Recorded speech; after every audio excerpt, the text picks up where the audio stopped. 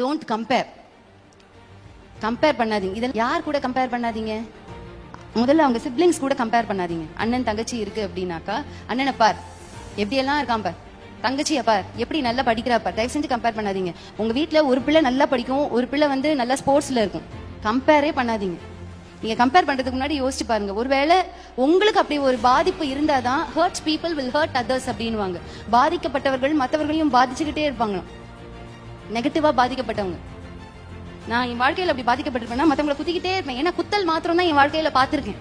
அதனால மத்தவங்களை குத்துறது எனக்கு ஈஸியா இருக்கும், குத்திக்கிட்டே இருப்பேன். ஆனா என்னுடைய வாழ்க்கையில நான் பாசிட்டிவா நான் இருந்திருப்பேன் அப்படின்னா மற்றவங்களுடைய வாழ்க்கையிலையும் நான் என்ன பண்ணுவேன், பாசிட்டிவான பாயிண்ட்ஸை நான் ஏத்திக்கிட்டே இருப்பேன், பாசிட்டிவான காரியங்களை ஏத்திக்கிட்டே இருப்பேன். முரட்டாட்டம் பண்றதும் எல்லாமே வந்து நம்ம கையில தான் இருக்கு. அதை எப்படி வணையிறோமோ அப்படி வளைஞ்சுக்கலாம். அதாவது வந்து வெட் சிமெண்ட்னு வாங்க. நீங்க வெட் சிமெண்ட்னா நனைஞ்ச அந்த சிமெண்ட் மாதிரி, அதை எப்படி வேணாலும் நீங்க வணைஞ்சுக்கலாம். உங்க கையில தான் இருக்குது. சில பிள்ளைகள் தங்களை கிளாஸ்மேட்ஸோட கம்பேர் பண்ணுவாங்க. எப்படி அப்படின்னு பாத்தீங்கன்னாக்கா, அவங்க பணக்காரங்க, நம்மள்ட்ட அந்த அளவுக்கு பணம் இல்ல. பெற்றோர்களே, நான் உங்கள்ட்ட ஒண்ணு சொல்றேன், மத்த பிள்ளைங்கள்ட்ட பணம் இருக்கு, நம்மள்ட்ட பணம் இல்ல அப்படின்றதுக்காக உங்க பிள்ளைங்களுக்கு நீங்க பணத்தை கொடுத்தோ மத்த பிள்ளைங்க ஸ்டேட்டஸ் ஏத்தா மாதிரி என் பிள்ளையும் ஸ்டேட்டஸ் ஏத்துற மாதிரி வைப்பேன் அப்படின்னு மொத்தம் ஏத்தி வச்சிடாதீங்க. அது தப்பு. அது என்னன்னா, டோன்ட் கம்பேர். டோன்ட் கம்பேர் பண்ணாதீங்க. இதில் யார் கூட கம்பேர் பண்ணாதீங்க? முதல்ல அவங்க சிப்ளிங்ஸ் கூட கம்பேர் பண்ணாதீங்க. அண்ணன் தங்கச்சி இருக்கு அப்படின்னாக்கா, அண்ணனை பார் எப்படியெல்லாம் இருக்கான் பார், தங்கச்சியை பார் எப்படி நல்லா படிக்கிறா பார். தயவு செஞ்சு கம்பேர் பண்ணாதீங்க. உங்க வீட்டுல ஒரு பிள்ளை நல்லா படிக்கும், ஒரு பிள்ளை வந்து நல்லா ஸ்போர்ட்ஸ்ல இருக்கும். கம்பேரே பண்ணாதீங்க. நீங்க கம்பேர் பண்றதுக்கு முன்னாடி யோசிச்சு பாருங்க. ஒருவேளை உங்களுக்கு அப்படி ஒரு பாதிப்பு இருந்தாதான் hurts people will hurt others அப்படின்வாங்க. பாதிக்கப்பட்டவர்கள் மற்றவர்களையும் பாதிச்சுக்கிட்டே இருப்பாங்களாம். நெகட்டிவா பாதிக்கப்பட்டவங்க. நான் என் வாழ்க்கையில அப்படி பாதிக்கப்பட்டிருப்பேன்னா மற்றவங்களை குத்திக்கிட்டே இருப்பேன். ஏன்னா குத்தல் மாத்திரம் தான் என் வாழ்க்கையில பார்த்திருக்கேன். அதனால மற்றவங்களை குத்துறது எனக்கு ஈஸியா இருக்கும், குத்திக்கிட்டே இருப்பேன். ஆனா என்னுடைய வாழ்க்கையில நான் பாசிட்டிவா நான் இருந்திருப்பேன் அப்படின்னா மற்றவங்களுடைய வாழ்க்கையிலையும் நான் என்ன பண்ணுவேன், பாசிட்டிவான பாயிண்ட்ஸை நான் ஏத்திக்கிட்டே இருப்பேன், பாசிட்டிவான காரியங்களை ஏத்திக்கிட்டே இருப்பேன். பிள்ளைகள் இடத்துல கம்பேர் பண்ணாதீங்க. நல்ல பிள்ளைங்க, அருமையான பிள்ளைங்க. முரட்டாட்டம் பண்றதும் எல்லாமே வந்து நம்ம கையில தான் இருக்கு. அதை எப்படி வணையிறோமோ அப்படி வணைஞ்சுக்கலாம். அதாவது வந்து வெட் சிமெண்ட்னு வாங்க.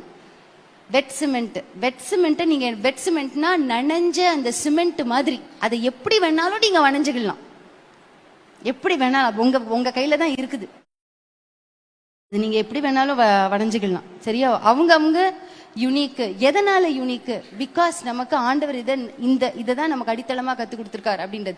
ரெண்டாவது, இந்த பாயிண்ட்ல இன்னொன்னு என்னன்னா, ஒரு சில பிள்ளைகள் தங்களை மற்ற கிளாஸ்மேட்ஸோட கம்பேர் பண்ணுவாங்க. எப்படி அப்படின்னு பாத்தீங்கன்னாக்கா, அவங்க பணக்காரங்க, நம்மள்ட்ட அந்த அளவுக்கு பணம் இல்ல.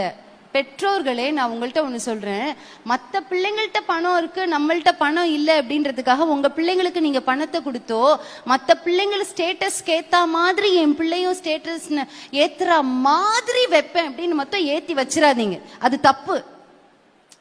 புரியுதா? அவங்க ஒரு ஒரு ஒரு ஒரு ஸ்டாண்டர்டு ஸ்டேட்டஸ் அப்படின்றதுல சின்ன வயசுல இருந்தே வளர்ந்துருப்பாங்க. இப்ப நான் ஒரு ஸ்டாண்டர்ட் அண்ட் ஸ்டேட்டஸ்ல வளர்ந்துருப்பேன் அப்படின்னாக்கா, நான் எப்படி இருக்கிறேனோ அதை அக்னாலேஜ் பண்ணிக்க கத்து கொடுங்க. பிள்ளைங்களுக்கு அதை அங்கீகரிக்க கத்து கொடுங்க. சரியா? பிள்ளைங்க யாருன்றது அவங்க ஃப்ரெண்ட்ஸ் எல்லாம் இப்படி இருக்கிறாங்க, அப்போ அவளுக்கு அவமானமா இருக்காதா, மான போதா? தயவு செஞ்சு இந்த வார்த்தைகளை கிறிஸ்தவ பெற்றோர்கள் பேச வேண்டாம். கிறிஸ்தவ பெற்றோர்கள் மாத்திரம் இல்ல, பெற்றோர்கள் பேசாதீங்க.